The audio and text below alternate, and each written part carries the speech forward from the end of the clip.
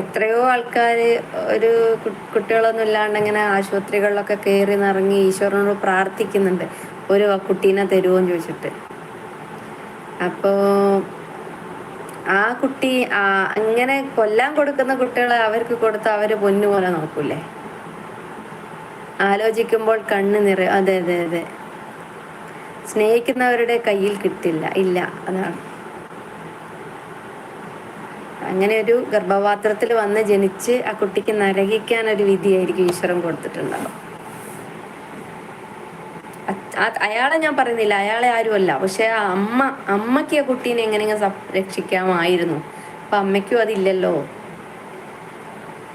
പിന്നല്ലാതെ എത്രയോ പേരുണ്ട്. അതെ, അവരെ ആഗ്രഹിച്ച് എല്ലാത്ത വഴിപാടുകളും ഹോസ്പിറ്റലും കയറി ഇറങ്ങുന്ന എത്രയോ പേരുണ്ട്. അവർക്ക് കൊടുത്തിരുന്നെങ്കിൽ ആ കുഞ്ഞിനെ അവർ നോക്കൂലേ?